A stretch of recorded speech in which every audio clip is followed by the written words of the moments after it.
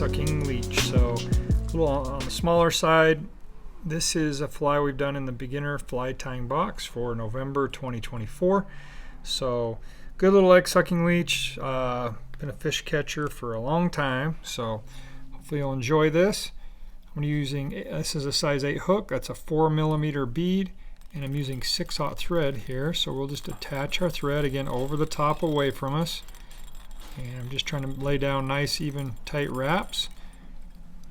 And then I can trim off this excess. First thing we're going to do is tie in the tail. So I just got olive marabou, so I want that tail to be about the length of the hook shank. That's the measurement, so I'm going to tie that in. I want it to be just like that, so let's pinch it right there. And I'm actually going to re-pinch it just up a little ways, because I want to lay down this marabou across the body there. So once I have that, I'm just going to hold it tight as I tie it down towards the back to our tying point. Hopefully my measurements were about right. Looks pretty good. And let's just turn right around and let's tie in our wire. So I've got just some small copper wire. We're going to lay this right along the side of the thread there that we've already started, and we're going to tie that down all the way back to our tie-in point and come right back, and we'll repeat that. Now I'm trying not to crowd my head too much because I need that space there later on. So now we'll take our crystal chenille,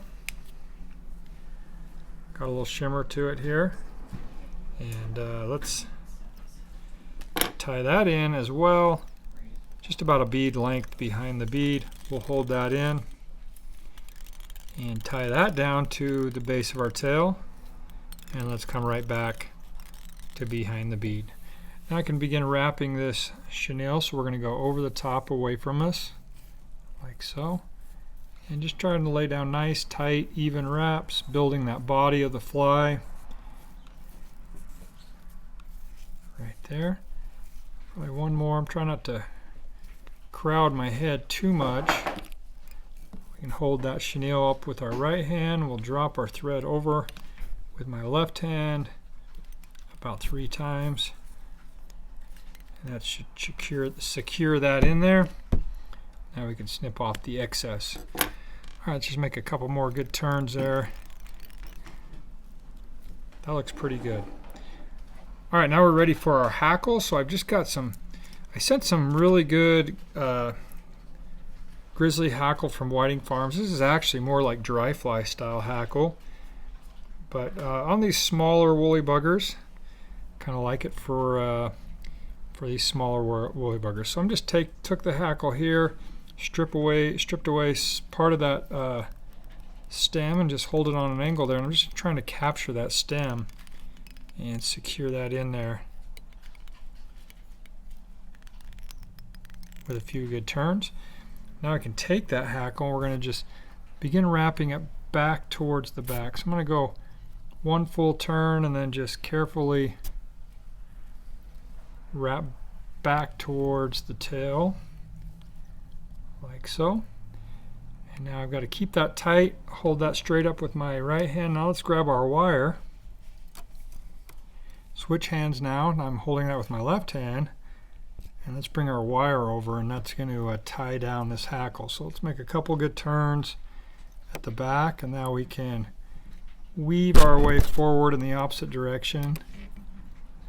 Notice how I just kind of work it through, so I'm not going to mat down any of those hackle fibers. And something like that. And once I get to the behind the bead, I can again secure that. We can pop that off.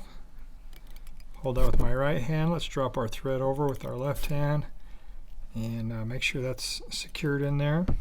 And we'll give that pop that wire off like so. Now we just need to make a little room for the whip finish and kind of clean up that head. So I'm just going to pull everything back out of the way like that, and I just want to build a little thread collar there and just make a bunch of good turns. And if I have any stray whiskers there, I can kind of clean those back. And just some nice tight wraps right there, and that gives me a spot now that I can whip finish. Careful to just whip finish right behind the bead.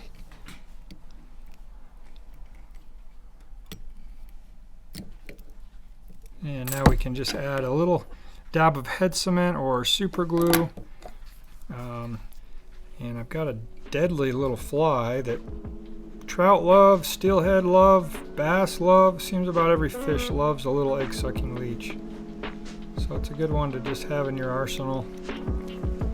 And there you go.